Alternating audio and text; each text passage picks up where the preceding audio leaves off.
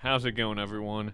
Cup of Anime Joe here, and we are back today for a very exciting chapter review of One Piece, chapter 1160, titled The God Valley Incident. And so the cover page story is pretty simple. We have Yamato looking out at a very untouched and normal looking flower capital, so I think there's a really good chance that the true big reveal this cover story was leading up to was the GOAT, Kozuki Moria, but that at least at this time, nothing else really is going to happen. I could totally see it ending here, right? She's staring over the flower capital. She's on the hill enshrining Odin and his comrades, so, she could pay some respects to who she looks up to, Kozuki Odin. And that really might just be it. So, with that, we'll see if this is the end or not, or if it keeps going. But let's get into the chapter, which I've got right here, so you might see me look over a little bit sometimes. And if that happens, it's just me looking at the chapter. So we open up with the Davy clan. So, and then we get something pretty impressive here. Before we get into that, we have all the celestial dragons cheering, and they seem to know quite a bit. Like even your standard celestial dragon seems to be pretty educated on the Davy clan to some extent. At least they've been fed enough to know that they are definitely the enemy. That loathsome lineage, they've been hated since their ancestors' time. No one would even try to show them any love. That's interesting. So what exactly is the Davy clan truly hated? I'd like to say probably not, and it's just what the celestial dragons are being fed. So who knows how much of the truth they really know now that I look at this. Sever their bloodline. Are they Buccaneers too? That's interesting. Maybe some of them are, maybe some of them aren't. But the thing that I want to draw attention here to is on the stage, we have 8 people to 8 or 9 people. So if these are all members of the Davy clan, they all probably have the will of D, and at least at this moment in time, it means the Davy clan has dethroned all the other families with the most number of Ds in their ranks. Now, of course, most likely everyone here dies with the exception of Teach. We know that Blackbeard makes it.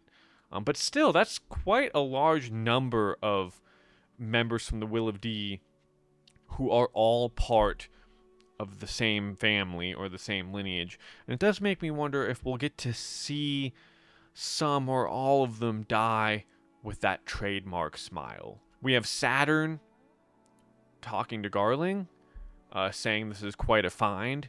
And Garling's like, I can only credit fate for it. So this is certainly, we kind of already knew this, but this is certainly not something Garling at all knew about when he first encountered God Valley. It was truly just a chance find. And this really kind of makes me think that there's so many islands. Like, the world of One Piece is absolutely gargantuan. There are so many islands, there's no way the world government and the Celestial Dragons know about all of them. There just isn't. And this kind of proves it, because the Davy clan made it 800 years without getting found, and it is very possible they were on God Valley that entire time. One of the members of the Davy clan, we get a close-up. First off, he's huge, so I could see this guy being a Buccaneer. There's also another guy in the background behind him who looks to be similarly sized. I would not be surprised if he is a Buccaneer as well, but the rest of the members of the Davy clan are more regular sized, and I don't think they are. So I would say at least there's a non-zero chance that some, but not all, of the members of the Davy clan are also members of the Will of D. And we get, next to this, we get Blackbeard's mother's face. We actually get to see what she looks like.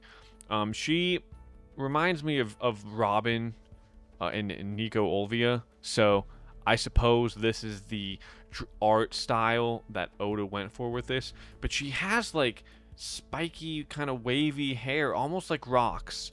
Her hairstyle is similar to Rox's, and who knows? Maybe she just loves him that much that she wanted to look similar in hairstyle to him, or maybe, okay, wait, listen, hear me out. Maybe it's the hairstyle that drew Rox Diesebek to her in the first place. You never know. Teach looks absolutely mortified, which, I mean, who could blame him, right? He's a kid here. This is way before he becomes the Blackbeard that we know today, and who knows? This could very well be the reason he becomes the Blackbeard that we know today. And so getting to see his mother's face is juxtaposed with not getting to see the face of Shanks' mom.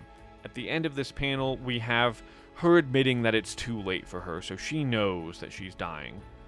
But she pleads with Dragon, please, my little ones, I want them to be raised by someone with a warm heart. Don't hand them over to him. So of course, she doesn't want either of her children to end up with Garling after she realizes what kind of person Garling's been this whole time.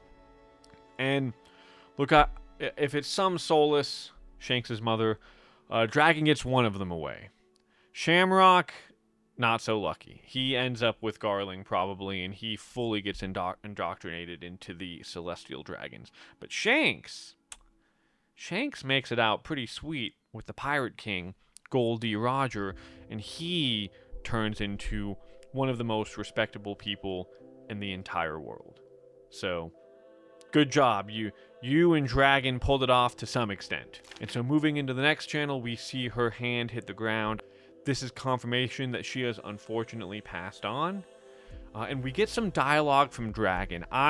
This is really, to me, like, I mean, shows the type of person that Dragon is, but this has to be the start. Like, what he sees at God Valley absolutely has to be the start of him completely leaving the world government and the Marines and starting the freedom fighters and going into the Revolutionary Army, right? This surely is the injustice that led Dragon, or at least the first big part of the injustice that led Dragon to say he saw no justice in the Marines or in the world government.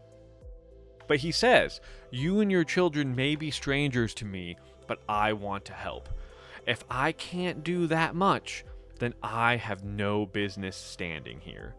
So I love that. And we see Dragon running off, holding his rifle, and I'm pretty sure he has both Shanks and Shamrock with him. And I think we see that later in this chapter, but we'll come back to that then. We learn, and, we might have already known this from previous, like from Kuma's flashback, but we learn that there are 150 rare rabbits to hunt down. So who knows how many rabbits there are total? I think it's maybe around 1,000, maybe around 1,000, maybe around 1,000. Man, is this guy even paying attention for real? Listen. It's 100,000. There are 100,000 people on God Valley. Man, 1,000? What is that? It's insulting. It's an affront to what these poor individuals are going through. There's 150 rare rabbits and 13 super rare rabbits. So those 13 super rare rabbits, they're probably all of the Davy Clan members, Bartholomew Kuma, and maybe a couple others. Each of those 13 is worth 10,000 points apiece. Man, it just still feels terrible. Typical Celestial Dragon behavior, but it feels terrible to prescribe points to people. I cannot wait. I cannot wait for the day that this whole group gets their comeuppance. We learn there's only an hour before the hunt begins, so I'm pretty sure this came up in Kuma's flashback too. I could be wrong about that, but the members of God Valley, the rabbits, if you will, are all given an hour to run and disperse before the Celestial Dragon hunting game begin. Moving on here, we have some of them think that if they hold out for 3 weeks, they'll make it, which is totally not true. Ivankov knows this. We'll see this later, but and we saw this before, but Ivankov knows that surviving the 3 weeks is not the answer. Actually getting off the island is the answer. And so the hunt begins. You know, we have a lot of real sad scenes here of different individuals getting caught by celestial dragons and pleading for their kids to be spared, for their spouses to be spared. We see a Denden Mushi keeping track of everything, so that's surely how the points are tracked. You know, please don't kill my husband, please don't kill my children. And after this, we also see the broadcast is getting sent back to the Holy Land. So celestial dragons who are in Marie Joie, but who are not at God Valley, are also watching the games. And then we get into a string of reintroductions, if you will, for the God's Night. So we see Garling going in. We get a new introduction box for God's Night House Manmeyer Saint Gunko. So we knew Gunko was a saint already. That had been kind of corrected, but now we see it here for sure. And she already has her arrow powers that she's using, which makes sense. I mean, Gunko, who actually knows how old she is or how long she's been around, and she's probably had these powers for a long time. We get an image of Shaki looking pretty despondent, which I wouldn't blame her. I don't think she knows yet that there's a literal army of the world's most powerful individuals all descending to save her, right? That hasn't quite happened yet. And we have, I don't know if it's a Marine who says this, or if it's a Celestial Dragon who says this, or if this is even just it's gotta be a Marine. But somebody says it must be nice to be Saint Garling, knowing a beauty like her is going to be his wife soon. And this person is like staring into the cage that Shaki is in. I think it's a Marine, because to the right of this we have a panel of what looks like Marines guarding some of the slaves, or at least guarding where Shaki is. So I'm guessing he's the one who's saying it must be nice to be Saint Garling. Then we get Summers being Summers. He also already has his Thorn Devil Fruit power here, and we see him using it to target a kid. The kid's father tries to save him. It is very likely that neither of them make it out. Summers takes them both out. And then we have, I think this is Dragon, but it might just be another Marine. So I'm not 100% certain if this is Dragon or not, but it has to be.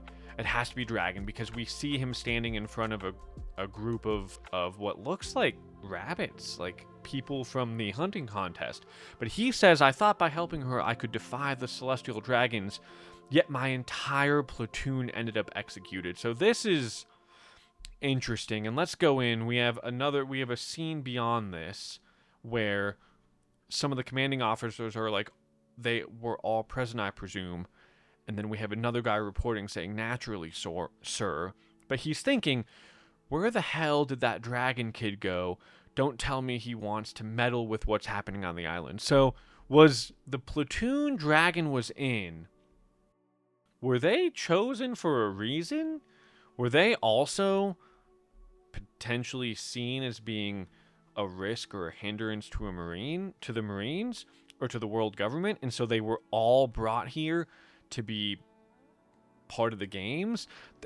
You know, if what Dragon is saying here is true, that his whole platoon ended up being executed,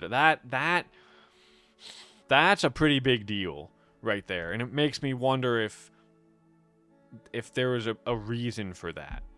And so he sees, we cut back to Dragon, he sees Ivankov talking to Kuma in the group. We got this during Kuma's flashback. And Ivankov's like, you will never win if you play their rigged game.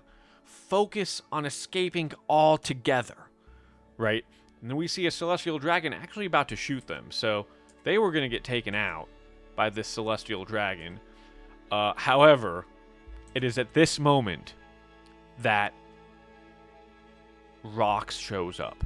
It's notable that Dragon sees that Ivankov and Kuma and Ginny, that group, still have hope, right? So there are still members of the hunting game that are taking actionable steps towards surviving and do still have hope. But right as this is about to happen, I think does Dragon take out the Celestial Dragon from behind? Well, it actually looks like it, because he's about to shoot Kuma. We do know that Kuma gets shot a couple times, and he's just okay because he's a Buccaneer. Like, he tanks the hits and survives. But we also have a panel here of who I think is Dragon with a smoking rifle, and the Celestial Dragon hits the ground. So I wonder if Dragon still has the sleeping rounds, like the tranquilizer rounds in his rifle. And he is directly... Man, Dragon is already bold. He's already done. He's totally done, if this is the case. Because he might have taken that guy out before the Celestial Dragon took out Kuma and Ivankov. And then, here we go. We get the explosion. We get a reintroduction panel of the Rox pirates showing up. Only now we have a lot more context as to what they're saying. Rox opens up with, "Listen up, fellas. They've got Shaki here, along with a bunch of treasure, not to mention devil fruits. Ain't no point in us killing each other over this stuff yet. We've got to work together for now. We'll divvy up the booty once we're back, and there better not be any belly aching." Got it? So notably, and this kind of makes sense, Rox doesn't mention his family at all. He does not mention anything about his wife or his child being here, which does make me wonder if that information gets discovered at some point during this incident. We do not see that in this chapter, but I'm certainly curious if one or more of these members, or Roger, or Garp, or the Celestial Dragons, the Gods Knights, if they don't know yet, discover that Roger has family on this island. And then we get the spread. We have Barbell. Good old Barbell. We can't share Shaki. Oh, wow. And then Shiki's like, the answer's obvious, isn't it? She'll fall for whoever saves her. No, Shiki. Maybe. If Rayleigh is the one who saves her, yes. Silver Axe is like, damn right, I'm not backing down. Captain John's like, nah, Shaki's gonna fall for whoever hauls in the most treasure, so we know. We know what John's really after. I love Whitebeard's reply. My favorite replies here are Whitebeard, Stroyson, and Big Mom.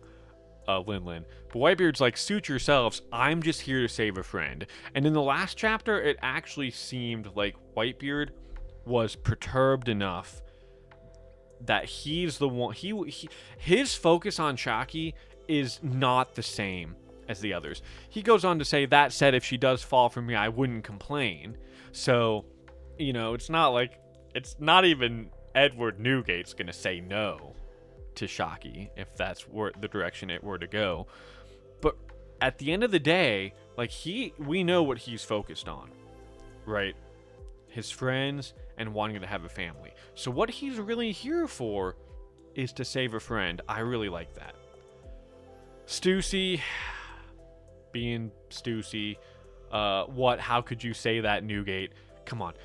Regardless, listen, Stussy. Regardless of what Newgate does or does not think of you, there is absolutely nothing wrong with him wanting to save his friend. Gloriosa.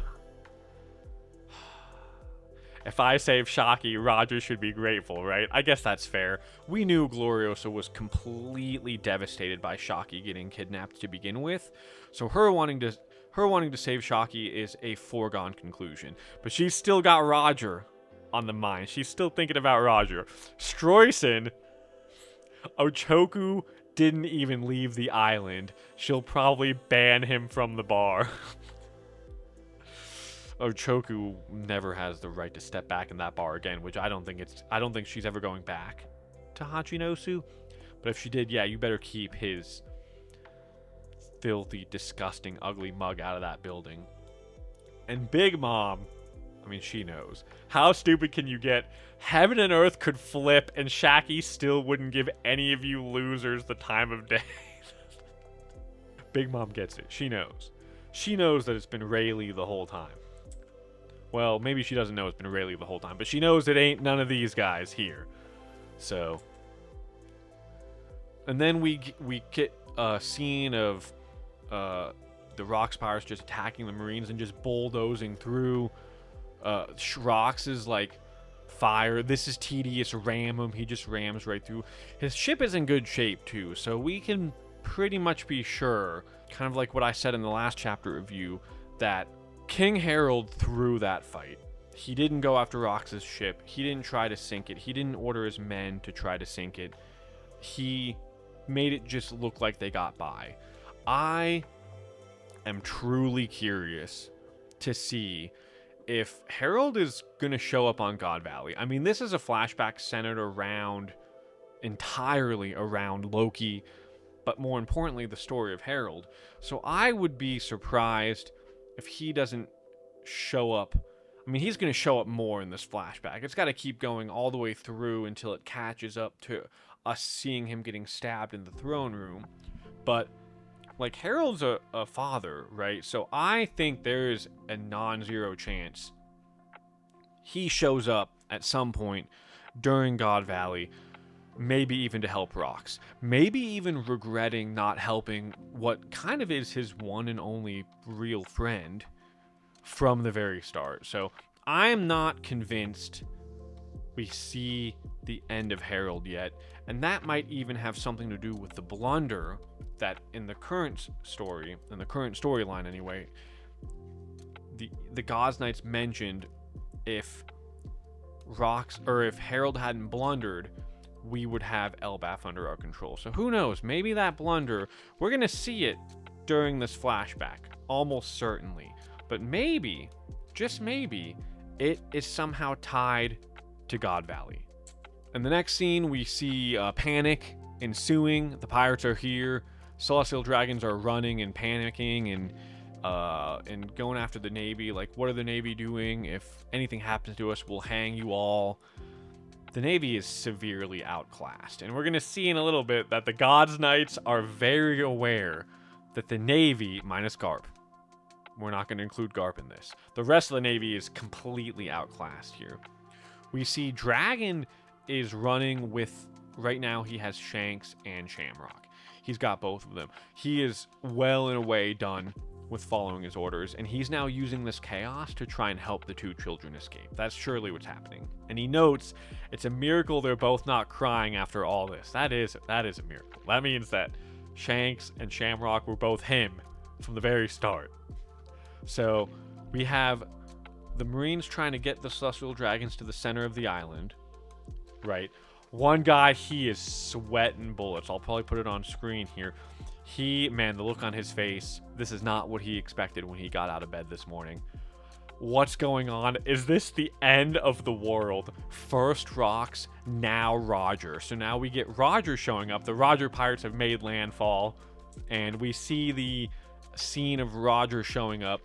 You guys have no chance with her focus on stealing the treasure. Is that Gabon or Roger who says that? And then Rayleigh is like, I'm here to save you, Shaggy. I think it was Rayleigh. And in his face, he is ready. Rayleigh is locked in. I mean, they're all locked in. And then I think probably Gabon says, you guys have no chance with her focus on stealing the treasure. Rayleigh says, I'm here to save you, Shaggy. And then Roger is like, save Shaggy. I think this is a kind of a meme scene, but it looks like if this is Roger, this could be a Marine, but it looks like Roger gets run over by his crew because they're all so gung-ho about saving Shaggy that they speed on ahead. This might not be Roger. They'll all put it on screen, and you can tell me what you think. But I think that this is Roger getting Roger's crew getting the jump on Roger. And Garling knows, I guess the games are over, right? I guess the game's over. And so he orders the Marines to be pulled back, and see to the celestial dragons are protected. The Gods Knights are rallying, and we get a scene here of all the Gods Knights, and we have not seen all of these members yet. We have Summers, we have... Wait, is that... No, that can't. That's not Gunko. That's got to be somebody else. We have the chick, the Manmeyer chick with the gun. And then we have two rather large horned individuals who I don't think we have seen at all before. We have a guy with a skull mask. Maybe not too dissimilar looking from the mask that Rode was using at the very beginning of Elbath. The two people in the back, I mean, they're huge. They are probably... Like, they sort of remind me of Kaido a little bit, which kind of makes me wonder if they have ancient giant blood in some way. And I don't know if this is Gunko and her face is revealed, but she's holding a sword and Gunko has her devil fruit. So I think that Gunko's maybe not in this panel, and this individual here is a different Holy Knight. And actually, let me just go back and see if I can find Gunko when she first showed up. Yeah, her outfit's totally, absolutely different, and her hair is different. It's a different person. The hair color is not the same. The outfit's not the same. The weapon's not the same. So I don't think Gunko's in this panel here, but we have some new members of the Gods Knights who are, and I'm curious to get some names for them and see what they can do, because I'm guessing all of these individuals, they're probably still around in the current story. I would not be surprised if all of these individuals are still around in the current story. And so we have at the bottom, pirates keep pouring in from every side of the island. Warships commence retaliatory fire. Don't let them land. I think we're done for. Of course, we still have Garp the Fist, who's not the Fist yet, but he comes in. We have Whitebeard and Shiki just completely annihilating a group of Marines. Like, these guys are cooked. I definitely feel sorry for all these randos here.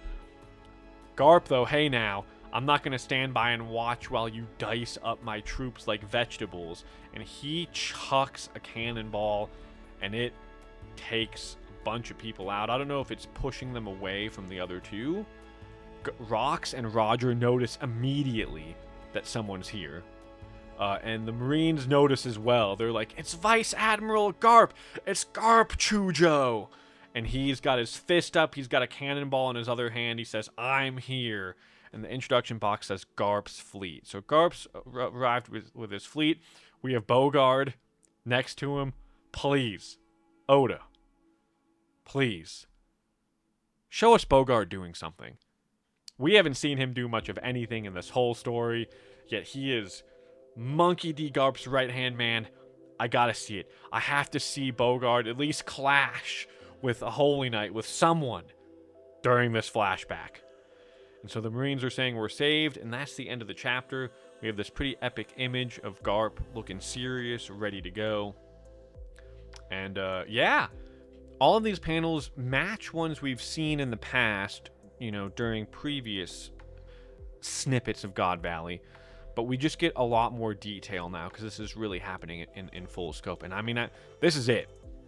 Like, this chapter was titled The God Valley Incident. We're here. We're getting it all the way through. There's no way now that, at least as far as I see it, there's no way now that Oda cuts away from this at any point in this flashback. Again, I think there's a really strong chance that it involves Harold in some way. Like, his role is going to go through God Valley and then continue beyond it. And yeah, I am super excited to see what comes next. If you enjoyed this, please give me a like and a follow. I really appreciate it. If I've missed anything or you have any comments you'd like to make, leave them in the comment section. I'd love to see what's going on with others besides just me. And yeah, this has been such a wild stretch of chapters. I'm super excited to be getting into God Valley. And with that, I hope that each and every one of you have an excellent rest of your day.